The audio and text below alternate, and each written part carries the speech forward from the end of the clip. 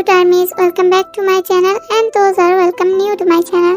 যদি তোমাদের আমার গল্প ভালো লেগে থাকে অবশ্যই like, comment, share and subscribe my channel. তো চলো গল্প শুরু করা যাক। May I come in sir? No. তে এই গম্ভীর কণ্ঠস্বরটা শুনে অবাক হওয়ার সাথে সাথে রীতিমতো ভয় পায়। তাকে কেন ভেতরে প্রবেশ করার অনুমতি দিচ্ছেন না? সে তো খুব একটা লেট করে আসেনি। অনেক প্রশ্ন মাথায় ঘুরছে, কিন্তু আপাতত তাকে ক্লাসটা অ্যাটেন্ড করতে হবে। তাই একটু সাহস করে তে আবারও বলল, কিন্তু স্যার আমি তো। You are late. তেকে কিছু বলতে না দিয়ে জাঙ্গুক বলে উঠল, তুমি পুরো 3 মিনিট 9 সেকেন্ড লেট করেছো। জাঙ্গুকের কথা শুনে তে বুঝতে পারছে না কি বলবে। ও তো এতটা লেটে আসেনি যে ওকে ক্লাস করতে দেওয়া হবে না। মাত্র তো 3 মিনিট লেট। আর সামনের মানুষটার অভিব্যক্তি হতে বুঝতে পারছে না, কারণ তিনি বোর্ডের দিকে তাকিয়ে কিছু বোঝাচ্ছিলেন আর সেই অবস্থায় এতক্ষণ কথা বলছিলেন। এর আর বুঝতে বাকি নেই যে ইনি জাঙ্গুক স্যার। জিমিন তো বলেছিল যে উনি লেটে আসা একদম পছন্দ করেন না, কিন্তু 3 মিনিট লেটের জন্য যে ওকে ক্লাস করতে দেবেন না এতটা আশা করে নিতে। এদিকে জিমিন একটা অসহায় দৃষ্টি নিয়ে এর দিকে তাকিয়ে রয়েছে। ও এরকম কিছু একটা আশা করেছিল। আসলে এই 1 মাসে জিমিন খুব ভালোই বুঝতে পেরেছে যে জাঙ্গুক স্যার কিরকম ডিসিপ্লিন মেনটেন করে আর পড়াশোনার বিষয়ে কতটা সিরিয়াস। জাঙ্গুক যেদিন প্রথম কলেজে এসেছিল সেদিন তো কলেজে প্রায় সব মেয়েরাই ক্রাশ নামক বাসটা খেয়েছিল। একদম মিস্টার পারফেক্টের মতো কলেজে এসেছিল। কিন্তু কিছুদিন ক্লাস করার পর জিমিন বুঝতে পারে এই মিস্টার পারফেক্ট একটু বেশি পারফেক্ট। এই 1 মাসে জিমিন ওনাকে একবারও হাসতে দেখেনি, এমনকি ক্লাসের পড়ার বাইরে একটা এক্সট্রা কথা বলে না তিনি। তবু ওনার একরকম আলাদাই ব্যক্তিত্ব আছে, যার জন্য এরকম কাঠখট্টা হওয়া সত্ত্বেও কলেজে প্রায় সব মেয়েরাই ওনার দিকে হাঁ করে তাকিয়ে থাকে। আর জিমিনে এর বাইরে নয়। হতেই পারে উনি ভীষণ রাগী, কিন্তু এরকম একজন হ্যান্ডসাম মানুষের উপর কেউ কখনো ক্রাশ না খেয়ে থাকতে পারে? যাই হোক, এখন আপাতত তাকে নিয়ে জিমিনের টেনশন হচ্ছে। স্যার যে কিরকম সে ওটা জানে, পুরো ক্লাস জানে, কিন্তু তে তো আর জানে না। তাই একটা অসহায় দৃষ্টি নিয়ে জিমিন তের করুণ মুখটার দিকে তাকিয়ে রইল। আর তে আবার একটু সাহস নিয়ে জাঙ্গুককে বলল, স্যার আসলে আমি। No excuse. তেকে আবারও কিছু বলতে না দিয়ে জাঙ্গুক নিজেই বলল। ঠিক সেই সময় ওই ক্লাসের পাশ দিয়ে ওদের ডিপার্টমেন্টের হেড মানে যে অফিসার যাচ্ছিলেন। তেকে বাইরে দাঁড়িয়ে থাকতে দেখে ওর কাছে গিয়ে জিজ্ঞাসা করলেন, কি হলো তেও, তুমি এখানে ক্লাসের বাইরে দাঁড়িয়ে আছো, ক্লাস করবে না? আসলে স্যার আমি মানে আসলে। তের এমন কথা বলার ধরন দেখে উনি বুঝতে পারলেন যে কিছু একটা হয়েছে। আর তখন যে অফিসারের কণ্ঠস্বরটা জাঙ্গুক শুনতে পেয়ে দরজার দিকে ঘুরে তাকালো এবং সেই দিকে একটু এগিয়ে এসে বললেন, আরে স্যার আপনি এখানে, কিছু দরকার ছিল? Sorry to disturb you Jungkook, but তেও এভাবে বাইরে দাঁড়িয়ে আছে কেন? এবার স্যারের কথা জাঙ্গুক তের দিকে তাকালো। কিছুক্ষণ তাকিয়ে থাকার পর বলল, আসলে স্যার ও ক্লাসে আসতে দেরি করেছে, আর আপনি তো জানেন যারা ক্লাসে লেট করে আসে আমি তাদের একদম পছন্দ করি না। বেশ গম্ভীর গলায় কথাটা বলল জাঙ্গুক। যা বুঝতে পারলেন যে তখন তের সাথে কথা বলার জন্যই ওর ক্লাসে আসতে দেরি হয়েছে, তাই তিনি বললেন, সরি জাঙ্গুক, কিন্তু এতে ওর কোনো দোষ নেই।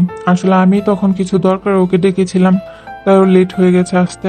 ওকে এবারের মতো স্পেয়ার করে দাও, আর আজকের ক্লাসটা ওকে করার অনুমতি দাও। জাঙ্গুক আর কি বলবে, সিনিয়র যখন বলেছেন তখন তার কথা তো আর অমান্য করার সাধ্য তার নেই। তাই একবার তের দিকে তাকিয়ে আবার যে অফিসারের দিকে তাকিয়ে বলল, ওকে স্যার, আপনি যখন বলছেন তাই এবার মতো ওকে স্পেয়ার করলাম। ওকে জাঙ্গুক, তে এবার তুমি ক্লাস করো, আমি আসছি। এই বলে যে অফিসার চলে গেলেন। আর জাঙ্গুক তের দিকে একবার তাকিয়ে তারপর ওকে ভেতরে আসতে বলে নিজেও ভেতরে চলে গেল। তখন তেও জাঙ্গুকের পেছনে পেছনে ক্লাসে ঢুকলো আর জিমিনের পাশে সিটটা খালি থাকায় ওখানে গিয়ে বসে পড়লো। তারপর জিমিনের কাছ থেকে বইটা একটু টেনে নিয়ে বইয়ের পাতায় চোখ রাখলো। এরপর জাঙ্গুক নিজের মতো ক্লাস করতে শুরু করলো। পড়াতে গিয়ে জাঙ্গুক 2-3 বার তের দিকে তাকিয়েছে, কিন্তু তে ক্লাসে আসার পর থেকে সে বইয়ের মুখ গুজিয়ে রেখেছে আর মাথা তুলে তাকায়নি। এমনটা নয় যে ও পড়া শুনছে না, আসলে এতদিন ক্লাস না করায় পড়াগুলো বোঝার চেষ্টা করছে, তাই মনোযোগ সহকারে পড়াগুলো শুনছে। ক্লাস শেষ হওয়ার বেল পড়তেই সবাই বেরিয়ে গেল। তে আর জিমিনও ব্যাগ গুছিয়ে বেরোচ্ছিল। তখন হঠাৎ জাঙ্গুক গম্ভীরভাবে বলে উঠল, তা তোমাদের কি কোনো অ্যাটেন্ডেন্সের দরকার নেই নাকি মিস? জিমিন আর তে দুজনেই জাঙ্গুকের দিকে তাকালো। তের এবার খেয়াল হলো ঠিকই তো, ও তো আজকে অ্যাটেন্ডেন্সের কথা ভুলেই গিয়েছিল। জাঙ্গুক ওকে চুপ থাকতে দেখে জিজ্ঞাসা করলো, রোল কত? তে তখন খুব ধীরভাবে মাথা নিচু করে উত্তর দিল, 141 নামতেও। জাঙ্গুক তখন অ্যাটেন্ডেন্স রেজিস্টারটা খুলে 141 নাম্বারটির পাশে তের নামটা একবার দেখে অ্যাটেন্ডেন্সটা দিতে গিয়ে দেখলো তৃতীয় বর্ষের ক্লাস শুরু হওয়ার এক সপ্তাহ পর থেকে প্রায় 1 মাসের কাছাকাছি তে অনুপস্থিত। এবার ওর মনে হলো সত্যি তো, এতদিন তো ও ক্লাস করালো, কোথায় এই মেয়েটাকে তো কখনো ক্লাসে দেখেনিও। তাই আর অ্যাটেন্ডেন্স না দিয়ে ঘাড় ঘুরিয়ে তের দিকে তাকিয়ে বেশ কড়া স্বরে বলল, কলেজটাকে কি ঘোরার জায়গা মনে করো মিস্তেও? এবার তে জিজ্ঞাসু দৃষ্টিতে জাঙ্গুকের দিকে তাকালো, সঙ্গে জিমিনও। জাঙ্গুক ওদের ভাব বুঝতে পেরে বলল, ক্লাস শুরু হওয়ার 1 সপ্তাহ পর থেকে প্রায় 1 মাস তুমি কলেজে অনুপস্থিত। এ বিষয়ে কি তোমার কিছু বলার আছে? জানো কতগুলো ইম্পর্ট্যান্ট ক্লাস 1 মাসে হয়ে গেছে? আসলে স্যার আমার তো দেখে পুরো কথাটা শেষ না করতে দিয়েই জাঙ্গুক আবারও বলল, তা তোমার বাড়িতে জানে যে তুমি কলেজে এতদিন অনুপস্থিত ছিলে, নাকি তাদের কলেজে আসার নাম করে বাইরে এতদিন ঘুরে বেড়াতে? তে কিছু বুঝতে না পারায় আবারও জিজ্ঞাসা দৃষ্টিতে জাঙ্গুকের দিকে তাকিয়ে বলল, মানে? ডোন্ট টেল মি দ্যাট তুমি কিছু বুঝতে পারছো না যে আমি কি বলছি।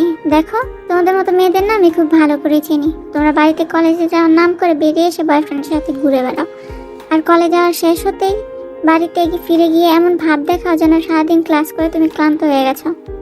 জাঙ্গুকের কথা শুনে জিমিন আর তে তো অবাকের চরম সীমায় পৌঁছে গেছে।